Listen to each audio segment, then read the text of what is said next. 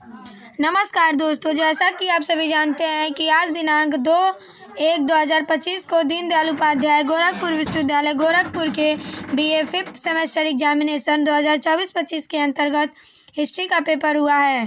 Paper 302 को हम लोग देख चुके हैं। अभी हम लोग पेपर 303 को देखेंगे। HIS 303 ग्रुप 2 मॉडर्न वर्ल्ड 1453 से 1815 AD ऑप्शनल पेपर था।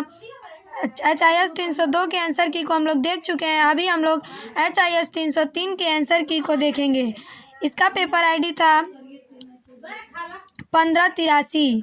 तो आइए देखते हैं। पहला प्रश्न आप लोगों से पूछा गया था, सर्प का अर्थ संबंधित है। तो पहले प्रश्न का सही उत्तर हो जाएगा ऑप्शन नंबर A, दास से। दूसरा प्रश्न आप लोगों से पूछा गया था, स्पेनी नासूर किस शासक से संबंधित है। तो दूसरे प्रश्न का सही उत्तर हो जाएगा ऑप्शन नंबर B, नेपोलियन। तीसरा प्रश्न आप लोगों से पूछा गया था, तुर्गो संबंधित था। तो तीसरे प्रश्न का सही उत्तर हो जाएगा ऑप्शन नंबर C, फ्रांस से। चौथा प्रश्न आप लोगों से पूछा गया था, आतंक का राज्य किस देश से संबंधित है। तो चौथे प्रश्न का सही उत्तर हो जाएगा ऑप्शन नंबर D, फ्रांस। पांचवा प्रश्न पूछा गया था, पावरलूम का आविष्कार किसने किया था। तो पांचवें प्रश्न का सही उत्तर हो जाएगा option number D, Edmund Cartwright.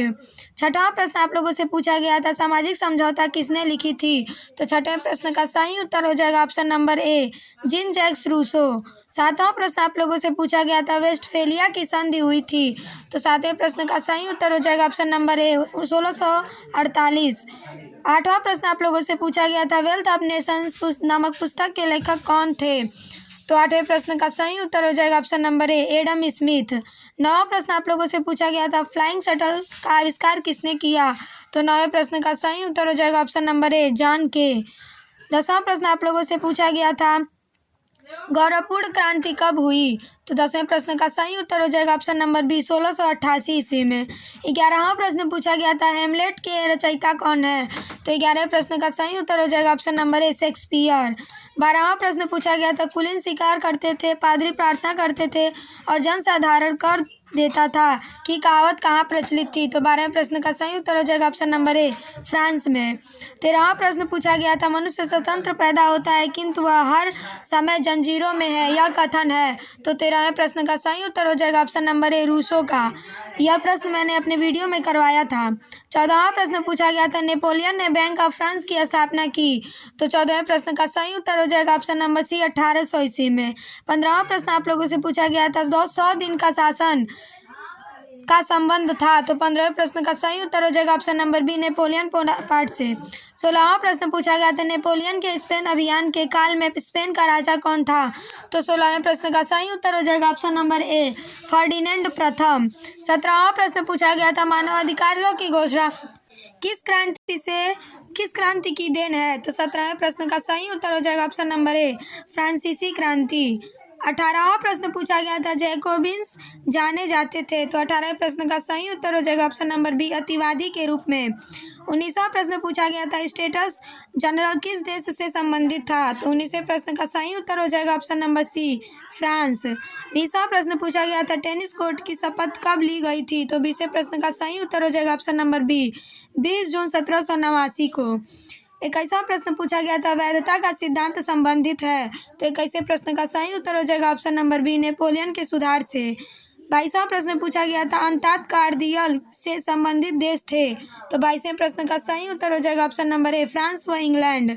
23वां प्रश्न पूछा गया था, लाल सेना का गठन किसने किया था। तो 23वें प्रश्न का सही उत्तर हो जाएगा ऑप्शन नंबर B, ट्राटस्की ने। 24वां प्रश्न पूछा गया था, प्रसिद्ध पुस्तक एमिली का लेखक था। तो 24वें प्रश्न का सही उत्तर हो जाएगा ऑप्शन नंबर C, जे रूसो।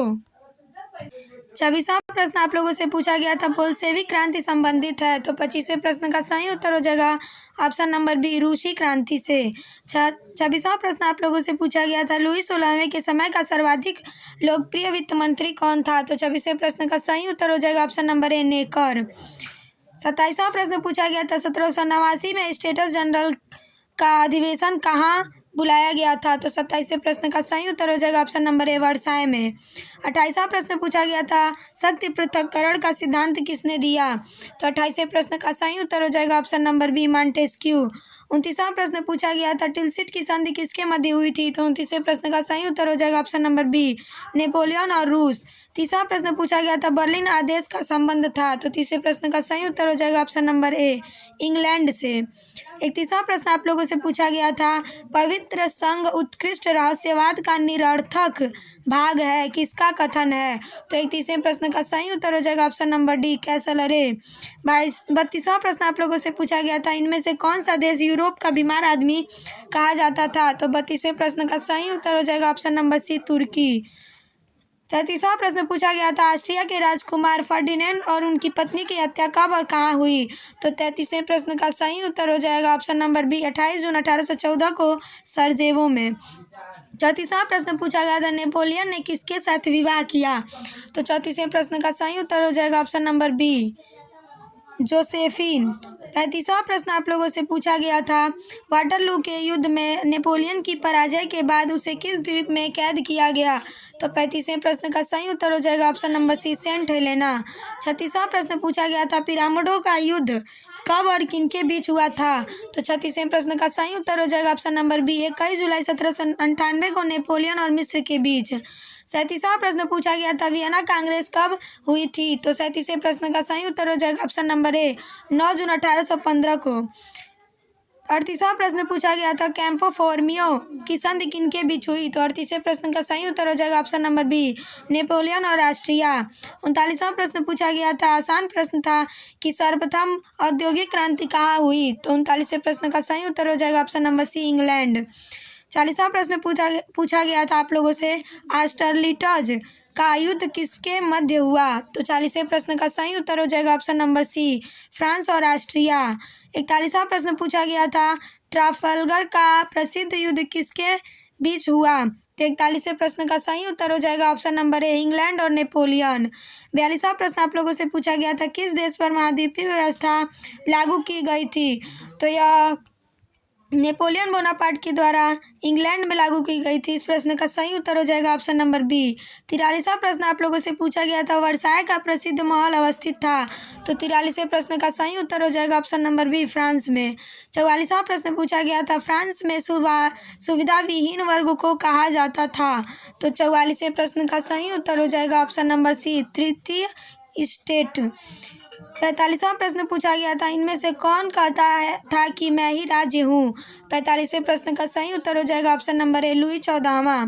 46वां प्रश्न पूछा गया था एमियंस की संधि हुई? तो 46वें प्रश्न का सही उत्तर हो जाएगा ऑप्शन नंबर ए, 27 मार्च 1802 में। 47वां प्रश्न पूछा गया था फ्रांस में द्वितीय गणतंत्र की स्थापना कब हुई? तो 47वें प्रश्न का सही उत्तर हो जाएगा ऑप्शन नंबर ए, 1848 ईस्वी में। 48वां प्रश्न आप लोगों से पूछा गया था पवित्र रोमन साम्राज्य का अंत किसने किया? तो 48वें प्रश्न का सही उत्तर हो जाएगा ऑप्शन नंबर सी, फ्रांसिस ने। 49वां प्रश्न पूछा गया था स्पिरिट ऑफ लॉज की रचना किसने की? तो इस प्रश्न का सही उत्तर हो जाएगा ऑप्शन नंबर बी, मॉन्टेस्क्यू।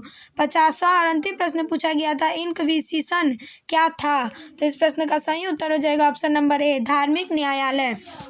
इस प्रकार मैंने आप लोगों को BA 5th semester HIS 303 modern world 1453 से 1815 ईस्वी AD के आंसर की को सही और सटीक देने का प्रयास किया है। इसमें जो भी त्रुटियां होंगी आप लोग हमें कमेंट के माध्यम से ज़रूर बताइएगा। और अगर आप चैनल पर नए हैं तो चैनल को लाइक, शेयर और सब्सक्राइब करना न भूलें। धन्यवाद।